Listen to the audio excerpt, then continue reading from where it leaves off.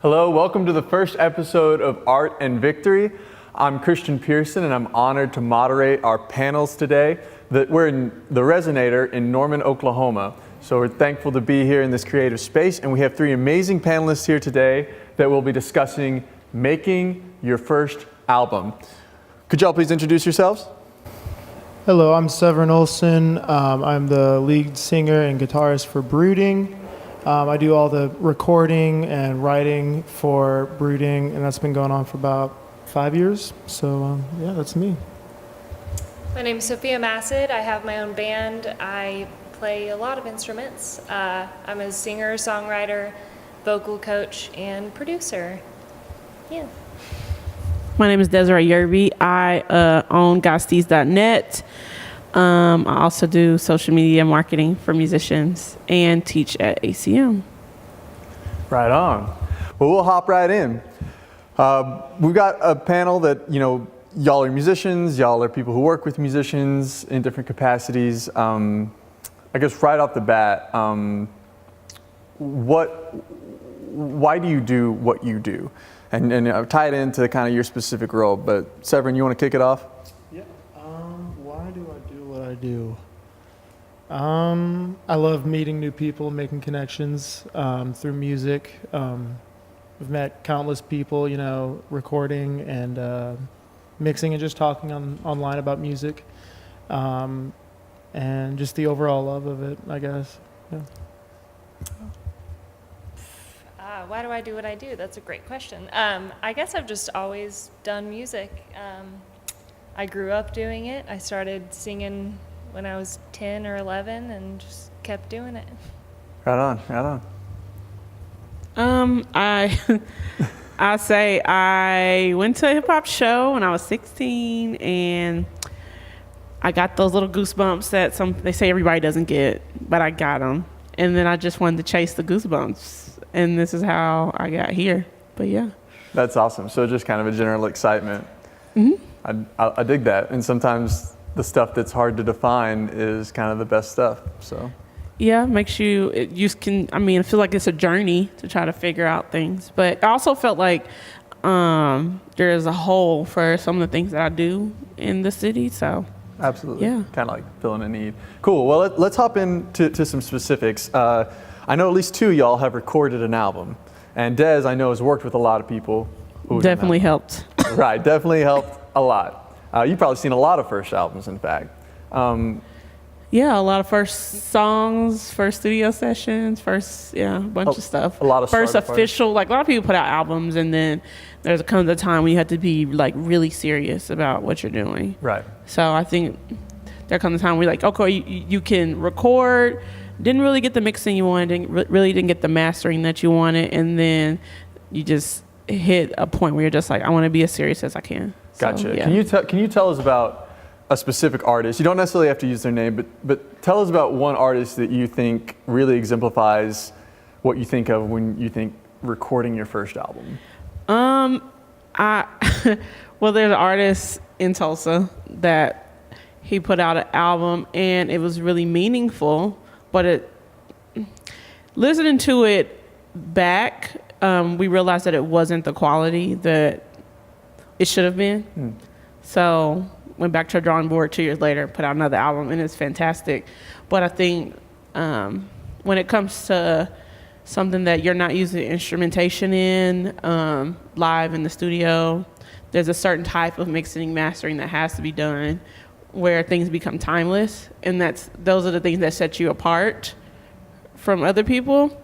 And I always say to use as much money as you can on the quality part,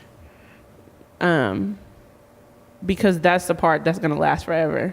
Yeah, that's the stuff that makes you think like, 15 years from now, it still sounds like it's brand new.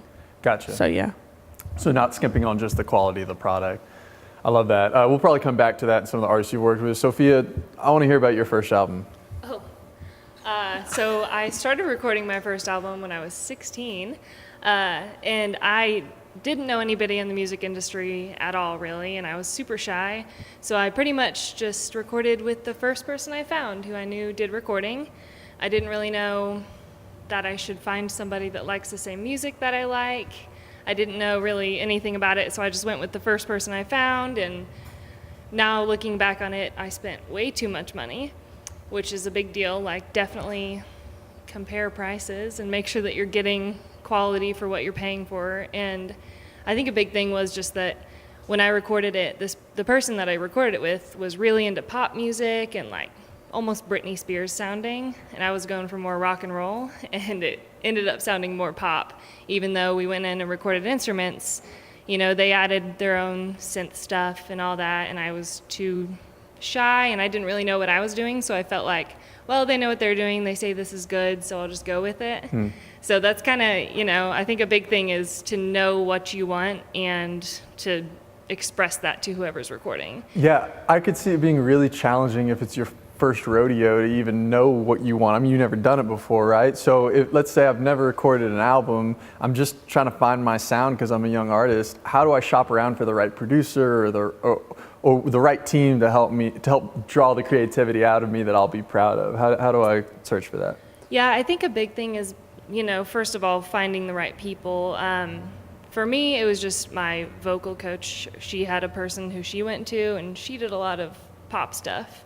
But they told me to look around, and I was just too reluctant, I guess. And I think that really, I mean, there's a lot of places in Oklahoma especially that you can record at, a lot of studios, and, you know, I just didn't think it was worth my time. I didn't think it would make a difference, and it really does. So go shake some hands, get out, walk into the studio, see what they're about. Yeah, and a big deal too is like feeling comfortable with the person who's producing your music, mixing it, mastering it, because, you know, those are the people who you really need to tell, hey, I don't like this, or hey, I want this instead. Because especially, you know, there were some times when I was like, well, you added that piano sound and I think it sounds bad, but I'm just gonna let it go, you know, because I don't know really what I'm talking about, and I'm not like comfortable enough to say, no, I don't like that, you know. I think having like a good relationship with that person is really special. Yeah, we can important. give critical feedback to each other, I'm sure, and where you can, you know, you're hiring them, so making sure that you can feeling comfortable with them. Yeah, we'll dig into that. That's a really good start. Severin, I want to hear about your first album experience.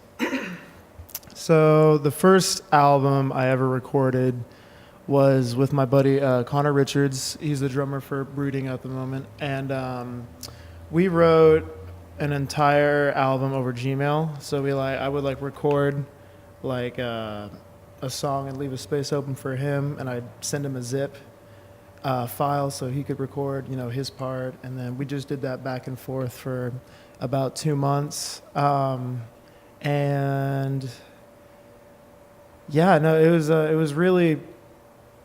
an interesting experience, because all of the, you know, instruments were, you know, software instruments just in Logic, and so we were pretty limited on what we could use to record, like mics and stuff. So yeah, it opened up like an area for a lot of creativity, and I still am proud of it today. That, you know, the quality isn't as great as it, you know, what I could do now, but and I still got a lot to learn, but yeah, no, it was just really good to experiment. That's cool. So your first one was a little DIY. It was a little home studio kind of project, I guess. Yeah. I shouldn't say it's a little project. It could have been a big project. A It home was studio pretty project little, but nonetheless. So since then, have you gone and recorded in a studio and done that whole thing since then, and kind of gotten for studio, like ever recorded? Yeah. Like, okay.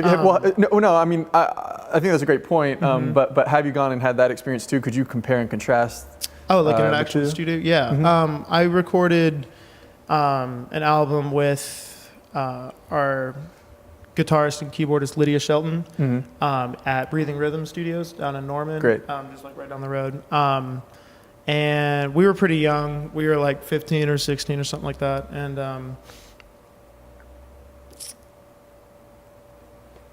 man, I don't know. I didn't know what I was doing. You know, this was the first time I've ever been in a studio. I got a connection with Breathing Rhythm from my mandolin teacher at the time. And we kind of wrote it on the fly, so not the greatest album ever. So like you'd go into the studio and be writing. Yeah, pretty much, which was a big mistake. Yeah. So how does that affect the mistake. creative process? I would imagine if you're sending files back and forth, you got a lot of time to listen to it in your car, let the Yeah. inspiration. I mean, you're probably not in any kind of hurry, I would imagine. No, at that point, no, we weren't. Compared to, oh, sorry. Oh, sorry. I was just like compared to going to a studio and we got to come up with something right now. Like, you know, we're on the clock. We had like ideas. We didn't have finished songs, so we kind of like knew kind of where we wanted to take it, but not really. A lot of it was just shooting from the hip. Gotcha. How do you think that affects the music when you maybe have a lot of time in the first situation versus you're shooting from the hip a little more? I mean, were there any situations where one was better than the other or preferable or? The shooting from the hip option, I do not recommend. It was a nightmare. Yeah, it was pretty bad. So I would not recommend that. I would record, demos at home first and kind of get the structure all set up and know what parts you want to leave in or take out or change, and then, go into the studio with like it all mapped out beforehand with demos to show the producer and the recording engineer and all that kind of stuff. Excellent. Yeah. Right on. I want to go back to Sophia. I want to dig into the creative process a little bit. So when you did your first album, did you go into there kind of having everything mapped out, or were you shooting from the hip, a little of both? So I did 5 songs, and 3 of them were mapped out. I mean, I had like the structure of all the songs and the lyrics, but I didn't know really. For the 3 songs, what I like to do is like, even when I'm recording myself or others, I'll send like 3 reference tracks of what I want the song to sound like and how I want it to be mixed and really the style that I'm going for. So I'll find 3 other songs that sound, similar to what I want. And those are fully produced songs that just are good just inspiration? other songs that kind of inspired the song that I'm making. And so that's what I'll do for like songs that I really know and what I would recommend. But there were 2 other songs that I was just like, these are good, let's make something out of them. Yeah. And they were not good. They Yeah, didn't turn out. I also would not recommend that because it was a lot of just like, oh, let's throw that in there, see how that sounds. I mean, there's a moment where we threw in like bird sounds and waves trying to just make something. Creativity. Yeah, but it almost was like, it was towards the end too because we waited to do those last, and so we were running out of time, and especially in a studio situation where, you're really just paying for your producer's time, then you don't want to be there for a long time, and then they just start throwing stuff in there, and I was essentially just like, okay, that'll work. Looks like we can't find anything, so. So I'm really sensing that both of y'all are saying, like, you really want to go in there overly prepared. I mean, you want to go in there and be Yeah. like, I'm not writing songs, I'm laying down Yeah. parts. And Well, I kind of like to think of it now as like kind of how the Beatles went into the studio and just recorded live. Like, I want to be able to do that. Even though I'm not going to do that, I want to know that everybody has every single part down and everyone knows exactly what it's going to sound like in the end. Absolutely. Yeah. All right, Des, same kind of thing. Tell me about kind of seeing your creative process. Of the first albums you've seen, have you seen more success with people who are more prepared in the genres you deal with, or is sort of an improvisation element beneficial? I think that a lot of people don't know that when you go to a professional studio, you are pretty much just going there to finish the song.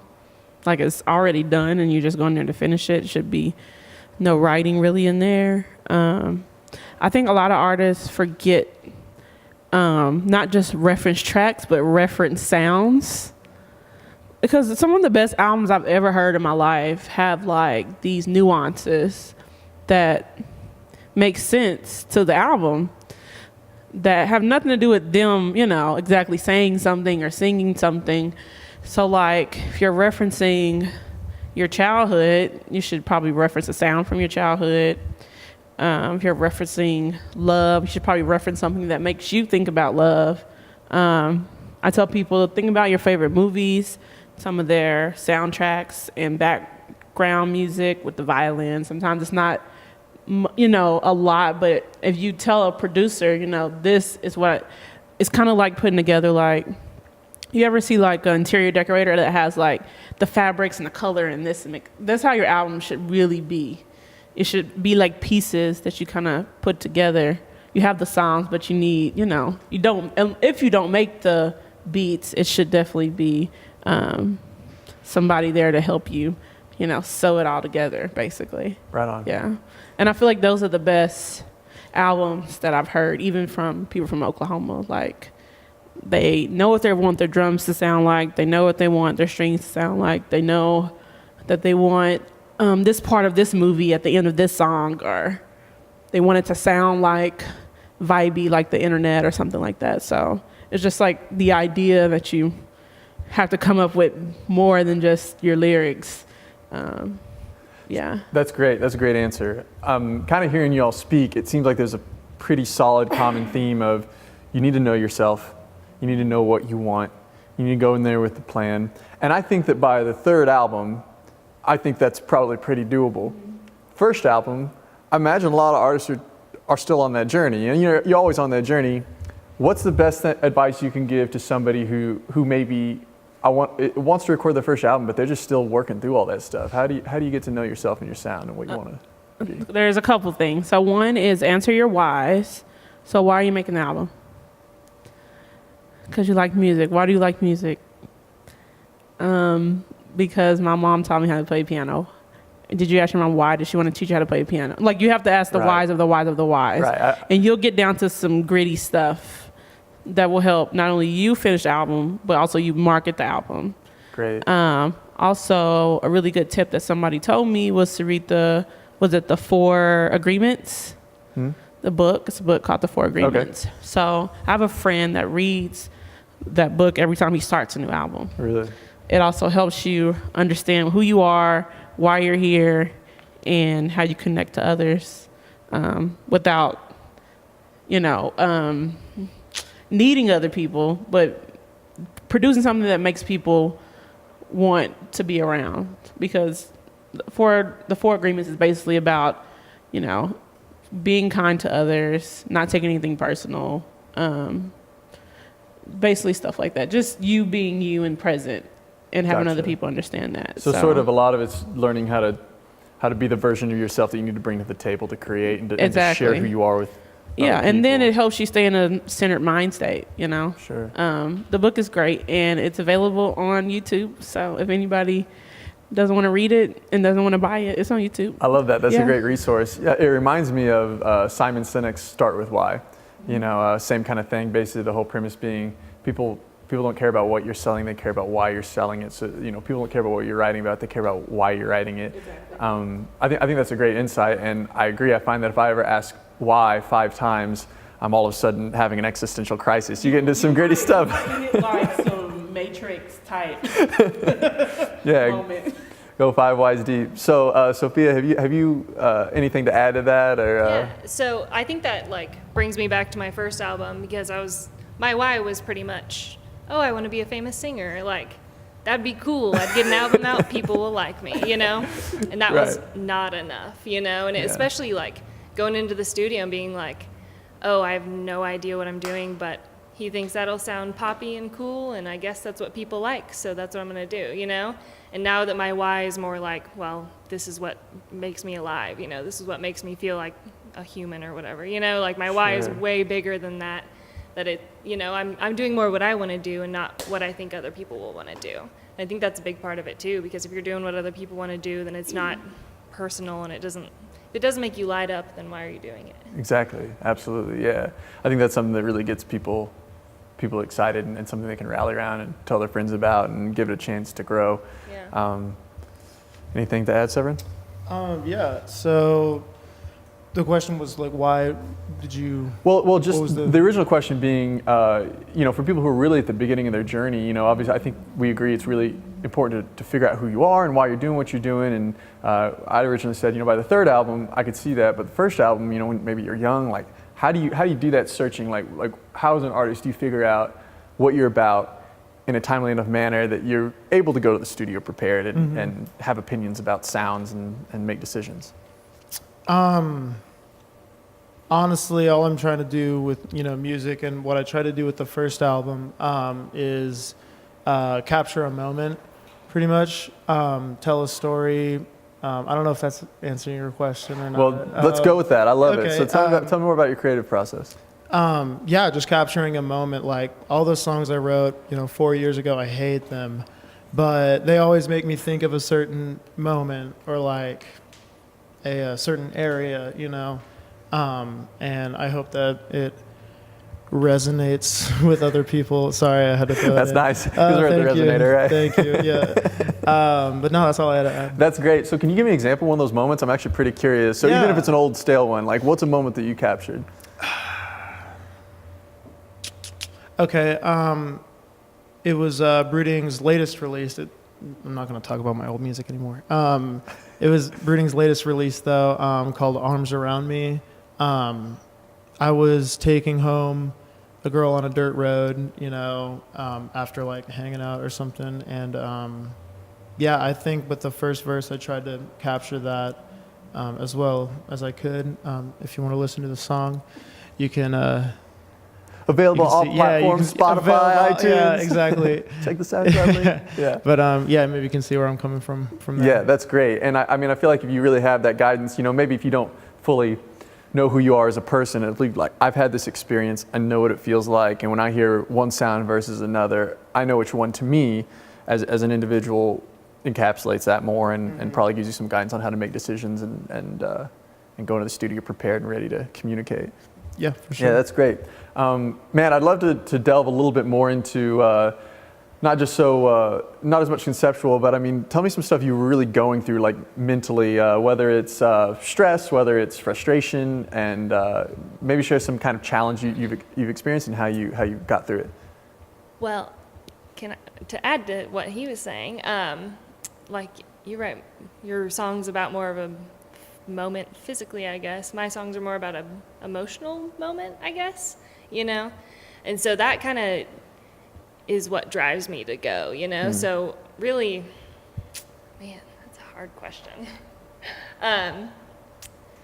My best songs, I think, are the ones that I wrote when I experienced the hardest stuff. And I think that I wrote them in a sense of, I wanted to connect with other people who have gone through that. Because it's, I always feel like I'm the only one. And so I'll express that feeling so other people don't feel that way, And so it's, whenever I go through emotional stuff or things that are just hard mentally going through with music and trying to figure out my path and what I'm doing, I'll write about it and kind of get it out. And so I think that's a really good way to go about that kind of stuff is try to write about it or try to find a melody or a tune that makes it, helps you get that emotion out. Yeah, do you find that challenging? It sounds like some of that stuff is maybe a little painful and you kind of got to hone in on it and put yourself in that headspace. What's that like? It's not fun at the time. Do you find it therapeutic at the moment or is it tough? And how do you deal with kind of the emotional stress of that? So with the stress, really, I get a lot of stress and anxiety before shows and just like, not knowing if people are into my music, not knowing if people like what my brand is and stuff like that. And that's really, that's hard just to question yourself because you never see yourself the way other people see you. Right. And so, whenever I write about that or whenever a lot of the songs I write, I'm never releasing or anything too. I'm just writing to get it out myself. And it's always like a painful process. But then afterwards, I'm like, well, I feel better about it. I got that out. And then it's, I'm more relaxed afterwards. So kind of pushing through it and getting to the other side. And once it's out, you can breathe. You can breathe and move forward. But, there is a ton of that like questioning of yourself, I think, trying to be a musician and trying to especially show other people your music. Showing people my first album was probably the hardest thing ever. And then I took a break and I was like, well, what am I doing? And then I came back and just wrote about like the realest stuff, and I just let myself be as like raw and as pure as I can be. And it's really hard because I feel like, I'm pretty much just open, letting people judge what I'm doing. But I think it's kind of worth it to get my music out there, Absolutely. But I do a lot of yoga now. Yoga, meditation. Yoga, nice. Yeah. Self-care, yeah. Yeah, self-care is really important, I think, especially whenever you're just open and be like, hey, judge me. Here are my feelings. Right, here I am. Yeah. Right. Yeah. That's beautiful. Thank you for that. Thanks for sharing that. Des, I want to hear a crazy story about somebody going through the creative process. What's your craziest? So I'll say when I was in Tucson recently, I mentored a couple of artists for a couple of minutes. And I met this one guy who was just not understanding how some of the popular rappers can make such a big impact with giving so little, even though, the system is rigged via social media for rich people. So, I had to let him know that. But just the fact that when I meet rappers and they compare themselves to certain people, and I'm just like, they either match that or they don't. So I meet a rapper who says MF Doom is his somebody who he wants to be like. And I'm like, well, do you write every day? Because MF Doom is one of the best writers of all time, like hip hop acts ever. And he doesn't. So you can't literally say that that's who you are. And then I meet this guy who's the same guy who was telling me how to certain rappers. And this fact, it was J. Cole. And so I started asking him about his life. I was like, are you in love? And this is the second time I have met this guy, but I never learned anything from him my first time meeting him. And that's just who he was. He was just very, kind of surface level. Like, you have to dig a little deeper than you kind of need to. You probably think you need to. Mm-hmm. So I talked to him for a little bit, try to pry and see what I could find. But supposedly he has a girl, but he never wrote a song about her or wrote a song about love, which is ridiculous. And so I asked about his childhood, and I said, you're vegan. What made you go vegan? He's like, well, I was a big child. And I said, well, did you write a song about that? Because childhood obesity is real, and adult obesity is real. And I would love somebody to make a song about my fat. But, because I relate to that. Like, let's talk about that for real, Sure, yeah. But those are the type of things that'll make somebody, put down their drink and look at you while you're performing, because, like, they probably been through something like that. But the fact that they probably make songs based on what people want to hear, except, songs that they could have been making, with songs that people probably need to hear, So I think that's the difference in making a whatever song and making an impactful one. Like, what do people need to hear? What do you think people need to hear? Mm-hmm.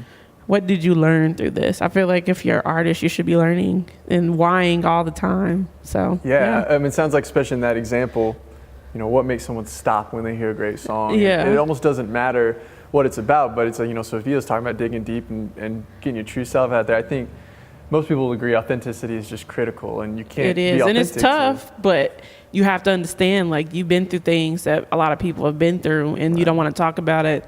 Parents' divorce, losing a best friend.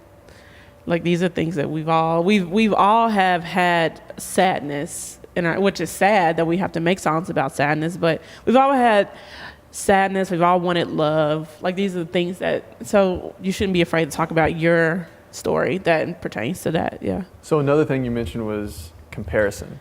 These guys either, comparison. I think comparison is fine. I just, if it's accurate. So how do you go about that? Because, I know that, it's important to be inspired by certain artists and to take in those ideas and maybe to compare your art with theirs. But also I know that comparison can be a huge stumbling block in creativity sometimes. It can. How do people manage that successfully? I feel like comparison is great, to be honest. It can help you with reference tracks and reference sounds. It can help you with marketing to fan bases that they already have created and pitching to writers and radio people that have already talked to them because they've already care about their music and your music's similar. I feel like creativity is like one of those things that you definitely have to have. But in this instance, I really do like the fact that people can compare, because relativity is like what human beings like live on. Right. So for you to say you sound like nothing nobody's ever heard, we may not even care. It may just have to be that thing that just comes in style, which, right. Nobody has their finger on the pulse like that as far as like something brand new. So yeah, I guess having something to compare it to allows you to communicate about it and then talk about it in a way that is actually appreciable to people who are experiencing it the first time or trying to get people interested in it. Yeah, I feel you on that. Sophia, tell me about comparison for you as an artist. I've always found it a negative thing for myself personally, because I never compare myself to who I want to be, I don't think. I compare myself to who I see on the internet or on the radio, I'm like, well, what makes them better than me? And maybe I need to sound like them. And that's definitely like a personal mental thing that I need to get through. But like, I'm a private vocal coach, and I'll have clients come in who I had this one specific client who just had this strong, like beautiful belting voice and was just like, why can't I sound like Billie Eilish, who has the softest, sweet little voice ever, and was just like, well, I just, I keep trying to sound like her, and I just keep comparing myself and recording myself, and I just don't sound like her. And, I think that's, comparison is good if it's accurate, Yeah. If you're doing that same kind of thing, it's okay. But, you know, if I look at myself and I'm like, well, why aren't I Billie Eilish and I'm blues, rock and roll, you know, it's not the same at all, you know? So I think it's okay to an extent. And I think it's okay if it's, you know, you're comparing yourself to learn, well, what can I do that makes me better? You know, what are they doing that I should be doing? But not in a sense of doing something that you don't want to do, you know, just learning from them, and don't compare yourself to somebody that you're not trying to be, you know? Yeah. Gotcha. Absolutely. Man, that's great. That's a lot of good insight on creativity. Severin, I want to hear a little bit more nuts and bolts of some stuff that you've gone through on your first album or some later albums in your creative process that is specific to you as an artist. Specific. I would just say, yeah, like some stuff, you know, maybe you struggle with some stuff that in your creative process that you think not necessarily nobody else does, but it's kind of specific to you, and you're like, this really describes my process of creation. Yeah. I struggle with, you know, same thing, comparing myself a lot, so it's really hard to kind of pinpoint a genre I want to make sometimes. So I try everything under the sun, and that may not be the best thing, but at the same time, maybe it is. You can like pull different genres and flares into one thing that sounds like nothing else, you know, and I haven't gotten there yet, but it's something I strive for on everything I record. Gotcha. So really pulling from a lot of different things and inspiration. Through that, I mean, has there ever been a time where by doing so you've kind of found something that you now consider a core part of what you do or what your sound is? It changes so much. It's awful. I really like country and western guitar, like lead guitar, like chicken picking and stuff like that. Yeah. And I try to incorporate that as much as I can into the music. And then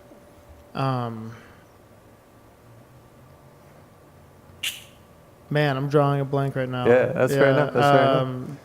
No, I just go in and out of a whole bunch of different genres, and it irritates me a lot. So Yeah. But yeah. So if you're going back to, let's say, 15-year-old first time in a studio, right?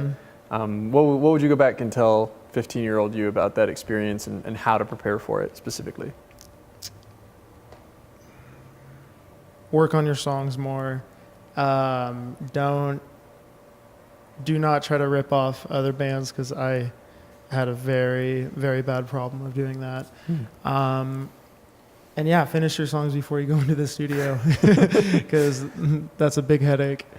Yeah, those are probably the three main things. Also, save as much time as you can, because you're on engineers on the clock. So yeah. So just the money issue. Sophia, this is a question I want to hear from everybody. What do you go back and tell you step into the studio for your first time? I mean, speak to them where they are. A lot of times this is a young kid, and with their perspective, what do you tell them? Be confident in what you're doing. Don't judge what you're doing. I think that was one of my biggest problems, is that I was like, well, this is what I like, but maybe other people won't. So I didn't, I was holding back what I was. And that really made me, regret what I had done. And I wish I had known to just be, stand tall and be confident in what I like and what I believe in. Just because the person who's recording my album doesn't like it, other people will. And it's okay to be different. And Right. it's okay not to do, the whatever's pop or whatever's, popular right now, because things are constantly changing, Yeah. I think being confident and don't judge yourself and just kind of let the creativity flow through you. I love it. I love that. That's great. Des, advice for either yourself or some other people. Yeah. Well, to me, I would say to learn how to meditate way earlier than I did. I was never afraid or unassured though when I was young. Like, I was never that person. I knew who I wanted to be for sure. Yeah, I could see that. Off top. I think I got shoes from when I was 16, and them are still banging. Anyways, I had good choices. I'm consistent. Also, I would tell myself, I wish I had known there was like 4 people in the music industry. It's like a handful of people in the music industry. Yeah. So they all know each other. I would tell a young artist to take the time to build relationships, because I didn't know what I was doing. I was just hanging out with my friends, and they were making me go to festivals and making me go to classes and making me sit in seminars, because they were all in the seminars. And I was like, okay, I'll sit in there with y'all with my little bottle of wine. And I absorbed everything because they weren't talking to me. They was all paying attention. So I was like, yes, I'm going to pay attention. I did that for a couple of years. Mm-hmm. But take the time to build relationships, because it takes years to get those really good relationships. And they can help you in your career for a very, very, very long time. So if you're young, sleep on some floors, travel, build those relationships, share a hot ham and cheese or whatever you need to do. Yeah, you got to get those building blocks. A lot of those people that you'll be meeting and hanging out with when you're young and they're young are usually going to go up to and do great things. So, and it has happened like with my friend. So, all you guys will need each other soon. So, yeah. That's good. And yeah, I mean, that really resonates with me. I think breaking bread with people, even if you don't know why you're doing it, like just really focusing on making great relationships. Yeah, if they have good, nice, kind vibes, then you should keep them around. If they're looking out for you and you don't really know why. Like one of my best friends in Atlanta, the first day I met him, I had a swollen knee. I was sick. I didn't know what was wrong. And he picked me up and went to carry me places without asking for my number, nothing. He was just around. And he's still my best friend to this day. So doesn't even live here. Yeah. Random places. Yeah. That's amazing. Those are the best people to work with. Yeah. People that, just at some level just really care about your success and want to see Absolutely. You succeed. Yeah. Yeah. It makes you be a little more confident, I think. So that's awesome. I think that we have time for some Q&A now. So we're going to open it up to the audience. Anybody out there who's got a question about the first album? Come through. Yes. So we talked about the creative process, basically when it comes to tracking, when it comes to recording. My question is more when we start writing. So how important do y'all feel, this is to me a question for all of y'all, for anybody, how important do y'all feel it is to research whatever, or really I guess from the main foundation, how important is it to know what concept you're writing about? And then from there, how important is the research into that topic? And then if it is important at all, to what extent do you incorporate into your lyrics in the songs and then to the music and things like that? Or is it better to just kind of go like creating a single every time or just making a different song, trying to align with the purpose of the album, I guess, and just put whatever sounds get the best at the end of the process? Sure. I'm going to repeat that question back because it was kind of a few parts to it. But basically, the question is not specifically writing the parts, but writing the song itself. And how do you have kind of coherent concept? How much does one single need to tie to the other? How do you kind of write words that speak to a specific idea or concept? Is that more or less the question? Yeah. Go ahead, Des. I already had an answer. Okay. No. Okay. I feel like, so I'm very much like, sometimes I feel very spiritual, like I feel really connected to spirits, like in a very strange way. Like I want everybody to know, very strange way.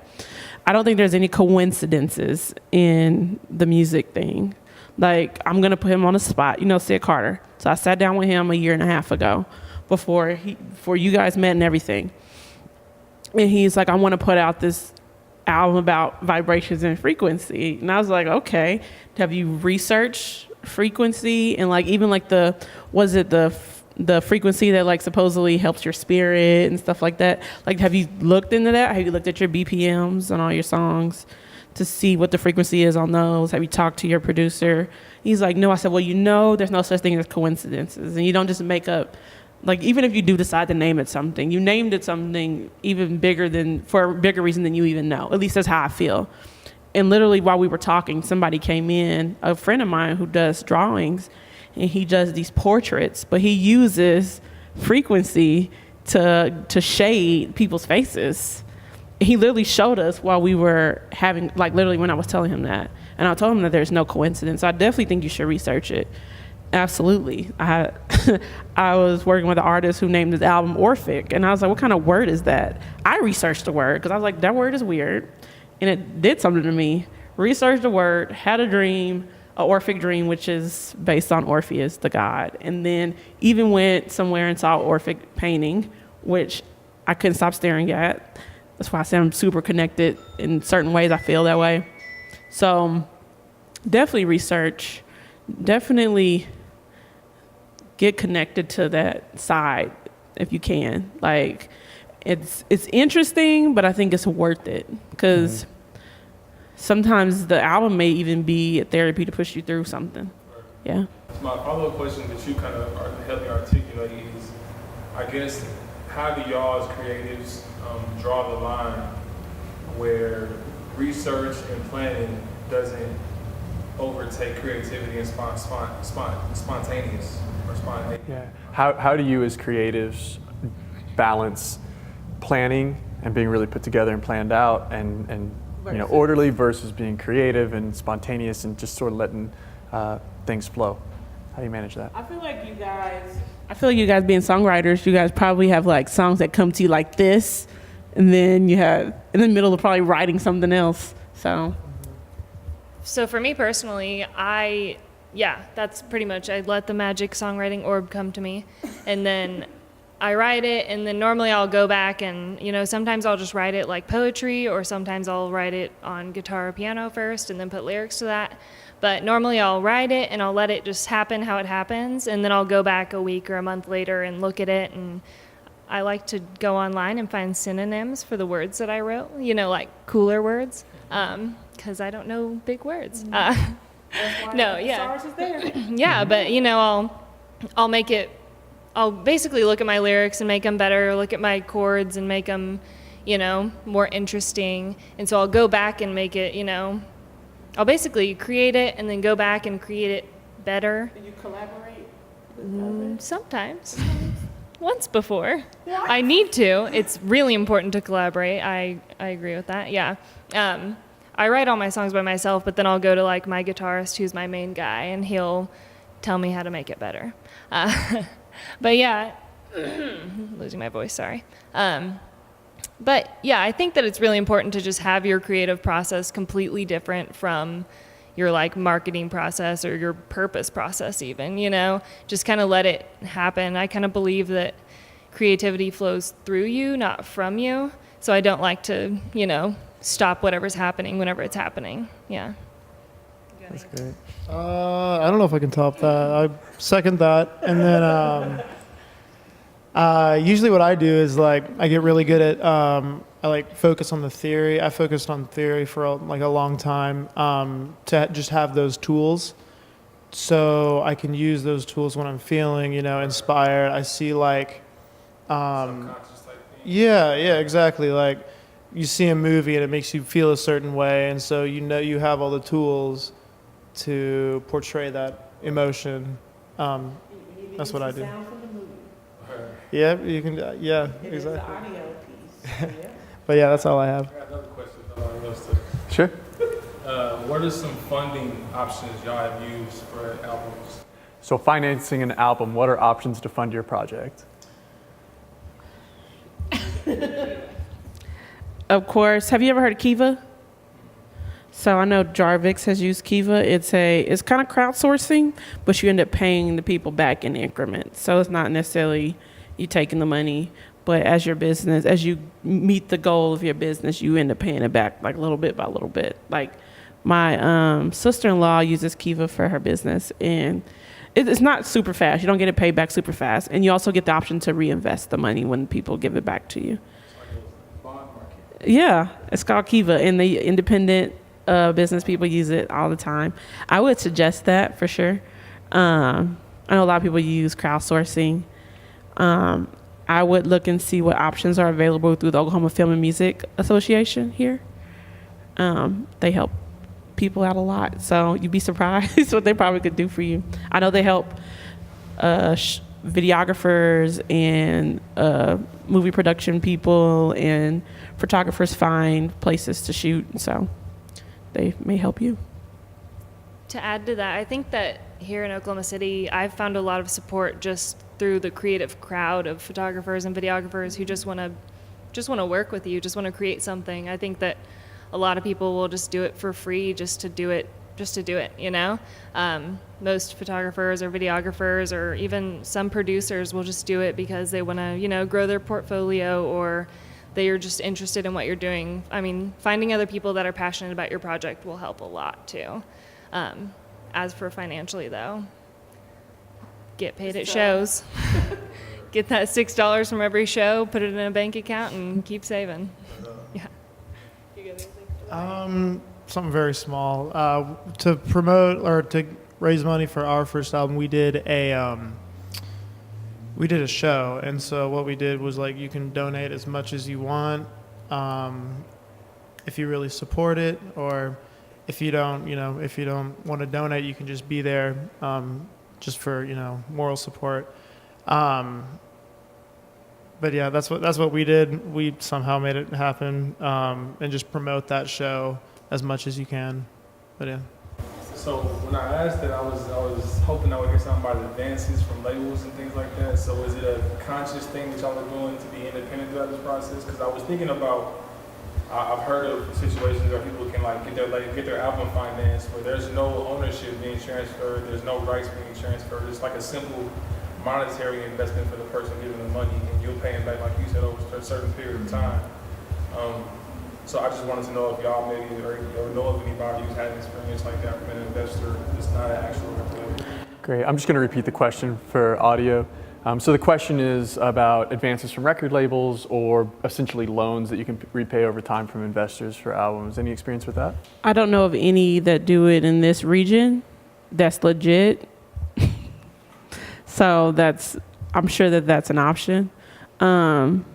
Also, I've seen people do fundraisers, and not just like the fish basket type of fundraiser, but like a very ritzy situation. Like you're paying for a table in a really nice place, and your money goes towards funding that. So could be a option as well. I find this is the analogy I always use for the music industry. It seems you always have like the music industry, and then you've got the music industry.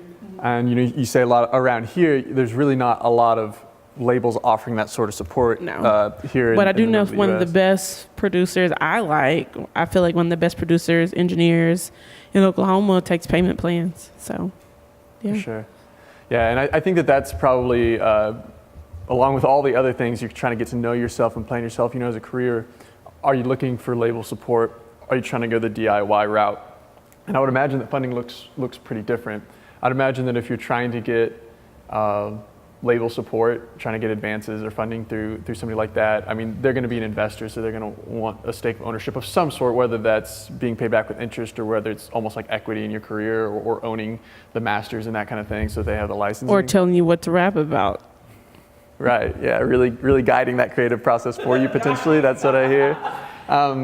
Yeah, and I think that probably being intentional as an artist and deciding what you want for your career, because if you want to go link up with those labels that are offering that kind of support, and there are tons of them out there, you're probably gonna have to go to them, because if you're not in a market that has a lot of that, you're gonna be looking for grant money, you're gonna be looking for having private fundraisers, crowdfunding, DIY kind of stuff, and so you probably have to go to those markets and break bread with those kind of people to find those opportunities.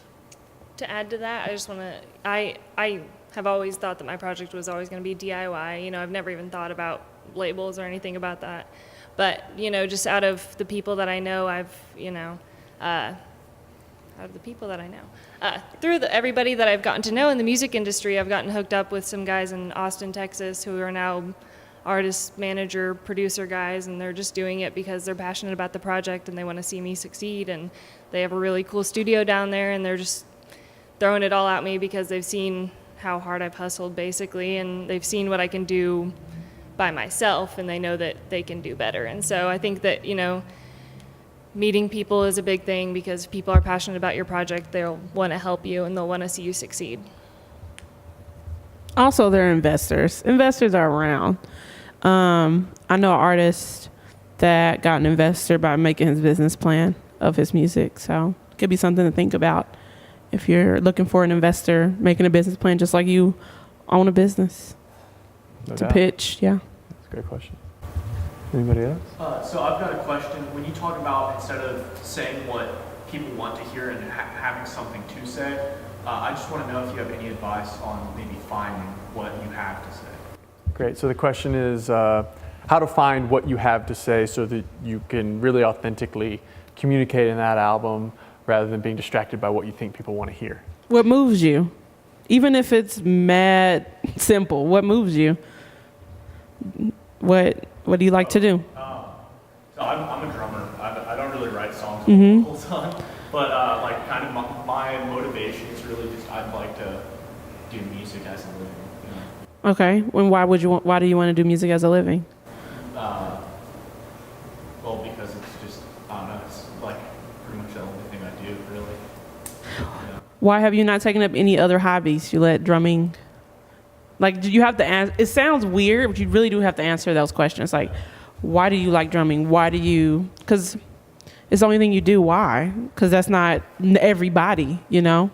So if it moves you, then you have to influence other people to understand that as well. Like, it moves him, so it should move me. Even if it's really simple, what moves you is really simple. Like, if you like tater tots, it might be somebody out there that like tater. If you make a really good tater tot song, it might go off. If you're really, really, really passionate about tater tots, If it's genuine, I could get behind a song like that. Look. Yeah, I could do it. even if it's, there's mad Pokemon songs out there that's pretty popular. So even if it's superficial, if it's meaningful to you, you should write about it. I love that. Anybody else? Yes, sir.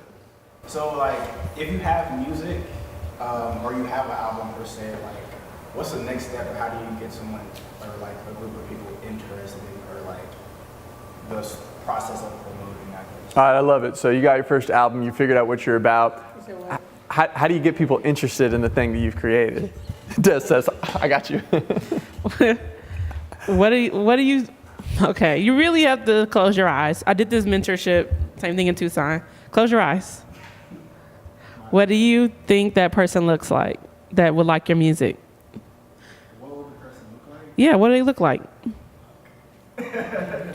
It's hard to think about. Do they go to school? Do they like their mom? Do they go to Empire Slice House and get a rock steady or two? Or do they like regular ass, pepperonis? You got literally, it sounds wild, but you really do got to think about that. Like, what do I think my fan base likes to do? Would they go to the Tank and the Bangers concert that's coming to Tower Theater? Because that's really soulful music. Or would they go to Christian's rooftop party he's going to be doing next month? Like, are they going to be at Sidecar? Or is that not their scene? Or are they like skateboarding behind Sidecar? You know what I'm saying? Yeah.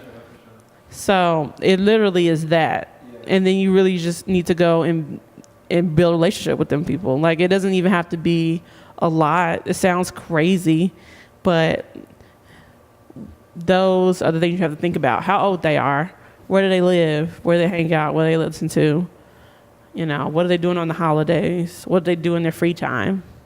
Because I'm sure you can put up a flyer where they skate or run into them somewhere where everybody hangs out, the movie theater, at the Avengers screening. You know what I'm saying? Like, it really is that simple. It sounds crazy, but it is that simple. And sadly, a lot of people in Oklahoma don't even listen to our music scene, so they have no idea that you're around. Like, and I'm sure they would love to be a part of your world, but you gotta get in their world a little bit. So I that's love really, that answer. Yeah, just treating your fan base like this is an individual person. What's their day to day like? What do I have to do to make them want to be a part of this? And so some of my friends that are in the top level music industry, the music industry at top level is really lost. Like, they have no idea what the heck they're doing. They have no idea what they're doing. And I have one friend that works with a pretty popular rapper. And he says, the music industry, they think that it's this when really it's always been about one person at a time. Even somebody like Rhapsody, the rapper, she says that it takes like 7 years to build a solid fan base that's going to follow you. So you also need to make sure you're making very truthful music, because what you make now could be superficial, and that's fine. You're young. and also you should also make music that helps you grow up, because all your fans are going to be growing up as well, and they can still relate to it. Man, that's a great answer. Yeah, you nailed it. Well, thank y'all. This is the part where we're going to let everybody go through and plug their next thing so you can know what to look for. Go ahead and lay it on them. All right, so Brooding, we're playing with Mad Honey and Gloom Cruise this Friday at the Opolis. We're also playing Norman Music Fest Saturday at 12:30 at the Opolis. Should have a new single coming out by next week, hopefully. Nice. We'll see where we are, but yeah, that's all from me. So my band, Sophia Macid, will be playing Norman Music Fest on April 26th. That's a Friday at 7 p.m. at the Gray Street stage. And yeah, you can find my music online everywhere. And we'll have a new single coming out in the next couple months. So keep up. You can find me on the Rap Podcast, releasing every Friday, anywhere you get podcasts. Also, my site, guitarist.net. You can go there and find everything about me, or type in #GodSteez and everything will pop up. Yeah, that's it for right now. I love it. Go follow them. As far as me, love for you to follow OkSessions, and we'll try to tell you what's going on in the music scene as best we can and invite you to cool events we're putting on. This is the first episode of Art and Victory from the Show Starts Now studios. So please, we want to keep this thing going. It's awesome. They're going to be back for episode 2 with a whole new panel of creative entrepreneurs. So go follow Show Starts Now studios. Go follow Art and Victory. Go follow everything that Dennis Spielman does, because it's awesome. Thank you to our panelists, all 3 of y'all, for your time today and your expertise. Thank you to the Resonator for hosting us. This space is amazing here on Main Street in Norman. And thank you to our studio audience that came in and asked great questions and hung out with us today. That's it, and we can't wait to see you at the next one. Good job, team.